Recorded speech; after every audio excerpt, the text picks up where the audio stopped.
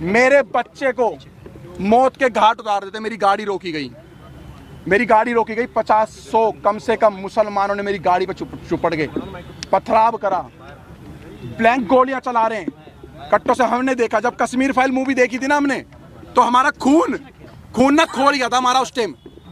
लेकिन जब हमारे ऊपर भी थी ना, तो मुझे पता है मैंने नन्हे से 1.5 साल के बच्चे को कैसे बचाया है।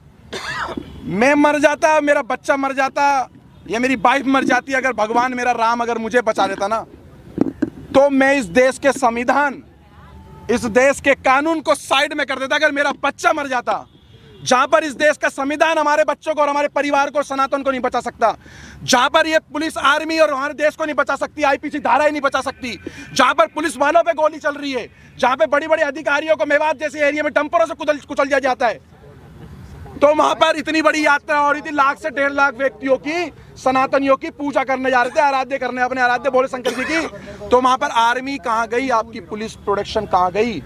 500 पुलिस वालों से 1.5 लाख बंदों की सुरक्षा आप करवा रहे थे। मैं आपको सच बता रहा हूं, मैं कोई आपको झूठ नहीं बता रहा। जब मेरी गाड़ी में आप गाड़ी में कितने लोग थे, आप किस तरीके से, कितने बजे की गाड़ी में हम 7, अचानक क्या हुआ वो बताइए। हम लोग 7 से 8 जने थे।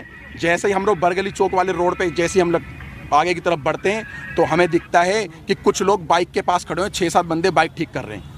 हमें थोड़ा सा शंका हुई कि 6-7 बंदे बाइक ठीक कर रहे हैं। आगे एक ऑटो, कम से कम 10-15 बंदे ऑटो ठीक करने में लग रहे हैं। एक ट्रक, एक डंपर के आगे उन्होंने बाइक को लिटा रखा और ट्रक वाले की गर्वान पकड़ रखी है। सब एक प्री प्लान था कि एक हवा बना रहा था कि भाई लगे किसी को कि हम लोग ये हादसे में खड़े हुए, लेकिन वो हादसे में नहीं थे। वो पूरा एक फ्रेम बना करके घेरने की इंतजार करते, जितने अंदर जा रहे हैं जाने दो, उसके बाद एक एक की लाश वहां से निकलती। 70 से ज्यादा गिरफ्तारी हो चुकी है, क्या लग रहा है? 70 से ज्यादा लोग थे, लाखों में, लाखों आदमी इसके अंदर इन्वॉल्व है, लाखों आदमी। और मैं खट्टर साहब का, मैं बीजेपी का विरोध नहीं कर रहा, मैं कांग्रेस का विरोध नहीं कर रहा, मैं किसी पार्टी का विरोध नहीं कर रहा हूँ। मैं साफ खट्टर साहब का विरोध करना चाह रहा हूँ आपके चैनल के माध्यम से। लेकिन नहीं, मेरी बात सुन लो पत्रकार साहब। खट्टर साहब का एक बयान आया है कि हमने आधे घंटे या 1 घंटे के अंदर पुलिस भेज दी। सारा का सारा फेलियर और झूठ बात है। 3 घंटे तक उस मंदिर पे भी नहीं पहुंची थी, मंदिर के अंदर भी गोलियां चली। लेकर निकले, कहाँ गए? बरगली चौक। अपने आप को, अपने बच्चे को, अपनी पत्नी को, जो लोग थे उनको बस भागते रहे। जहां पर हिम्मत टूटी वहां पेट्रोल पंप दिखा, पेट्रोल पंप में गाड़ी घुसेड़ दी। मैं उन अंकल जी का एहसान जिंदगी भर नहीं भूलूंगा, मेरे को और मेरे परिवार को, और उन्होंने मेरे पीछे बैठे हुए व्यक्ति को, जो किसी के बच्चे थे, किसी माँ के लाल थे, उनकी माँ की आंखों की टकटकियाँ लगी हुई थी, मैं बात में मेरे बच्चे गए, वहाँ पर हमला हो रहा है। उन अंकल का धन्यवाद करना चाहूँगा। अंकल ने बोला डरो मत, गाड़ी यहाँ लगाओ, किसी माई के लाल में दम नहीं है जो इस पेट्रोल पंप की सीमा पार कर जाए। पेट्रोल पंप पे आए और रेकी कर रहे थे बाइक और कार से पेट्रोल पंप के सामने कि हाँ यहाँ ये लड़ फंसे हुए हैं ये सारे के सारे, और मैंने भगवा, यही कपड़ा चेंज नहीं हुआ मेरा कल से, यही कपड़ा है मेरे पास, यही। इसको देख के टारगेट कर रहे थे कि अगर वो सारे का 200-250 की संख्या में आ जाते तो हमें पेट्रोल पंप पे ही मार देते, तो पेट्रोल पंप पे भी आग लगा देते। गोली भी चली? मेरी गाड़ी पे गोली नहीं चली, मेरी गाड़ी के सामने से बिल्कुल गोली गई, हवा में गोली फायर करी उन्होंने कट्टों से। और ऐसे वेपन उनके हाथ में थे जो दिल्ली पुलिस के भी हाथ में ऐसे हथियार नहीं थे, आर्मी वालों के पास भी नहीं होंगे। मैं कहा दिल्ली पुलिस, हरियाणा पुलिस के हाथ में ऐसे हथियार नहीं थे, इतने बड़े बड़े आतंकवादी हैं सारे के सारे। मैं आपको बता देता हूँ शुरुआत कहाँ से हुई है। हम फरीदाबाद से जब निकले हैं अपने वाहन से, इनकी गाड़ी हमारे से आधा घंटा लगभग पीछे थी, आधे से पौन घंटा, किलोमीटर के हिसाब से नहीं बता सकता, मगर जिस समय हम लोग वहां से जा रहे थे, रास्ते में हमारी गाड़ी के पीछे 2-3 बाइक वाले लगातार चल रहे थे, जो फरीदाबाद से नूह और मेवात तक थे। हमें शक तो हो रहा था कि शायद हमारा पीछा करा जा रहा है, हमारी रेकी हो रही है। हमारी किसी भी टीम के पास किसी तरीके का कोई भी ऐसा सामान और ऐसी चीजें नहीं थी। अगर होती तो हमारे पास महिलाओं और बच्चों को हम नहीं लेके जाते।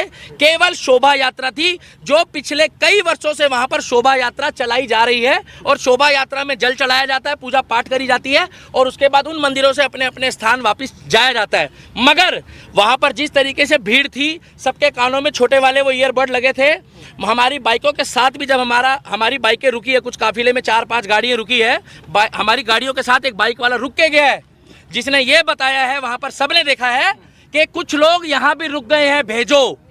जब हमारे को बोला गया कि ना तो आप यहाँ से निकल जाओ, पीछे पत्थरबाजी हो चुकी है, और मेरे पास एक वीडियो भी है जब हम लोग वहां से निकले हैं, मैं अभी वो क्लिप नहीं दिखा पा रहा मोबाइल में, उस वीडियो में उस व्यक्ति ने साफ बताया कि सर यहाँ से आप चले जाओ, वहां पर प्लान बन चुका है कि कुछ लोग आगे फंसे हुए हैं, वो आ रहे हैं, और वो व्यक्ति ने खुल के बताया, मगर मेरी बाइक का नंबर मत दिखाओ।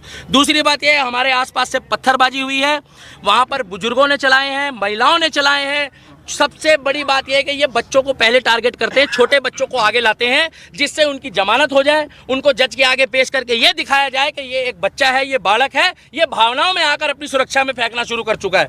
4 दिन पहले से वहां पर पोस्ट चल रही थी कि इनको मेवात की धरती में पैर रख के दिखाओ, हम तुम्हारे बाप के नौकर नहीं है। मेवात को ये दिखाना चाहते हैं, कहते हैं हिंदुस्तानियों तुम वापस जाओ, मेवात हमारा है। हिंदुस्तान, मेरे को क्या पता पत्रकार कहाँ से आए, आपको पता कहाँ से आए पत्थर? आप बताइए। मुझे क्या पता कहाँ से आए, कैसे पत्र, इसी पत्रकारिता के चक्कर में जो है ना मजाक बनाए हुए। एक मिनट रुक जाओ भाई साहब, इसी पत्रकारिता के चक्कर में पत्थर उनकी छत पे थे तो मुझे क्या पता किसका लेंटर तोड़ के लेकर आए वो। चौथी मंजिल से पत्थर कहाँ जाएंगे, कौन एक ईंट उठा के चौथी मंजिल में जा रहा है? बाइक का शोरूम लूटा जा रहा है, हिंदुओं की दुकानों को टारगेट किया जा रहा है, और केवल वहां पर जब दिख रहे हैं मुसलमान, एक जगह कहा जाता है मुस्कुराइए आप लखनऊ में हैं, और एक जगह कहा जाता है बच के रहिए आप मेवात की नगरी में हो। ये फर्क देखा जा रहा है। पूरी तरह से फेलियर था, बिल्कुल फेलियर था। अगर अनिल विज की वहां पर 700 पुलिस थी, 700 पुलिस उन्होंने बताया है, उनके हाथ में हथियार थे जो सरकारी होते हैं संवैधानिक तौर पे, वो सारे बेकार थे, बोकस थे, कहीं कोई लाठीचार्ज नहीं हुआ, वो मूक दर्शक थे। आपके पास वीडियो क्लिप है, आप देखिए। और अगर ये लोग वहां डटकर खड़े नहीं रहते, हिंदू ये वहां लड़ने नहीं गए थे, ये पूजा पाठ करने गए थे, जितने हमारे सनातनी भाई है इनका बहुत बुरा हाल होता। और मैं आपको गारंटी दे रहा हूं जो सरकारी आंकड़े अभी आ रहे हैं वो सरकारी आंकड़े ठीक नहीं है। अच्छा, घटना का सारा ठीकरा मोनू मानेसर पर फोड़ा जा रहा है। वो तो बोलने को तो मोनू मानेसर पे ठीकरा कश्मीर का भी फोड़ दो, फिर अगर मोनू मानेसर ने करा तो पश्चिम बंगाल में भी फोड़ो, हरियाणा में भी फोड़ो, उत्तर प्रदेश में भी फोड़ो, और आपका क्या नाम है जो मणिपुर में घटना हुई उसके लिए भी बोल दो। मोनू मानेसर का उस घटना से क्या लेना था? ना मोनू मानेसर हमारे साथ था और ना हमारा सनातनी होने के नाते उस समय कोई मतलब था। हमारा मतलब केवल इतना था कि एक शोभा यात्रा थी, जिस तरीके से मुहर्रम में सारे मुस्लिम एक होकर जब यहाँ पर इन्होंने खुद नागलोई में दंगा करा, वहाँ कौन मोनू मानेसर था? वहाँ कौन सी आरएसएस की साजिश थी? वहाँ किसने बोला कि मोनू मानेसर का नाम लिया गया? अरे वो तो आपस में ही भिड़ गए। और भाई साहब, कलाम की सोच वाले हिंदुस्तान में मुस्लिम घट गए हैं, कसाब की सोच वाले बढ़ गए हैं। लिख के ले लो, 2024 में अगर मैं अभी भी कह रहा हूँ कि बीजेपी को वोट मत दो, केवल उस व्यक्ति को वोट दो जो हमारे धर्म के लिए, क्या कर रहे हो भाई, जो हमारे धर्म के लिए बात करे, जो हमारे धर्म के लिए बात करे, जो सनातन धर्म के लिए बात करे। आज उत्तर प्रदेश में हिंदू की बेटी हो, मुसलमान की हो, सिख की हो, ईसाई की हो, 3 दिन पहले मुझे खुशी हुई कि अगर वहां पर कांवड़ यात्रा के दौरान भी कांवड़ियों ने कुछ उपद्रव मचाया तो योगी मॉडल ने वहां पर उनके ऊपर भी कार्रवाई करी है। विकास दुबे कौन जाति का था? वो एक धर्म सनातनी था, हम लोगों ने कोई विरोध नहीं करा। मगर दुनिया जानती है, जब अतीक अहमद मारा गया, अतीक अहमद के साथ जो कांड हुआ, हमें नहीं मालूम किसने करा, तब इन्होंने क्या बोला कि वो शहीद हो गया। तब इन्होंने क्या बोला कि भैया वो हमारा बंदा था। इन्होंने तुरंत सपोर्ट करी। और मैं अब भी कहता हूं, अगर जुनैद के जो भी हत्यारे हैं, जुनैद और नासीन के जो भी हत्यारे हैं, उनको फांसी हो, चाहे वो हिंदू हो, मुस्लिम हो, सिख हो, ईसाई हो, क्योंकि ये खुद बोलते हैं अपराधी का कोई धर्म नहीं होता, तो हम भी कह रहे हैं अपराधी का कोई धर्म नहीं होता। अगर वो राजस्थान पुलिस ने मोनू मानेसर को क्लीन चिट दे दी, तो मोनू मानेसर की जो क्लीन चिट देने वाली सरकार है वो तो राजस्थान की कांग्रेस की है। हमारी मांग एक ही है, 2024 में मुझे नहीं लगता कि बीजेपी की सरकार वहां पर खट्टर सरकार आएगी। अगर वहां पर बुलडोजर नहीं चला योगी बाबा वाला कि इधर गड़बड़ हुई, इधर ना तारीख ना सुनवाई, वही फैसला। हमें चाहिए योगी मॉडल, हमें चाहिए बुलडोजर मॉडल, और हमें चाहिए योगी बाबा वाला प्रोटोकॉल। और हरियाणा करवाना चाहते हैं। मेवात कौन बोल रहा खाली करने? उत्तर प्रदेश खाली हो गया पत्रकार महोदय। उत्तर एक मिनट मेरे को बोलने दो। उत्तर प्रदेश खाली हो गया। कौन मुसलमान परेशान है उत्तर प्रदेश में? कितने मुसलमान भागे वहां से? भाई साहब पत्रकार हो, अपने मुंह से जवाब दो, कितने भागे वहां से? एक भी मुस्लिम नहीं भागा है, कमा के खा रहा है। मगर फर्क इतना है कि यहाँ वाले पत्थर चला रहे हैं और वहाँ वाले डर के मारे फूल चला रहे हैं। लोग तो कहते हैं भारत का मुसलमान डरा हुआ है, इतना डरा हुआ है मुसलमान। हाँ, डॉक्टर बन रहे हैं, इंजीनियर बन रहे हैं, आईपीएस बन रहे हैं, पुलिस वाले बन रहे हैं, सीआरपीएफ में जा रहे हैं, आर्मी में जा रहे हैं, और इतने डरे हुए हैं कि करते करते में 30% आबादी हो गई। बच्चे पैदा भी डर डर के कर रहे हैं क्या ये लोग? क्या डर के खौफ में बच्चे पैदा होते हैं? पुलिस तो वहाँ थी।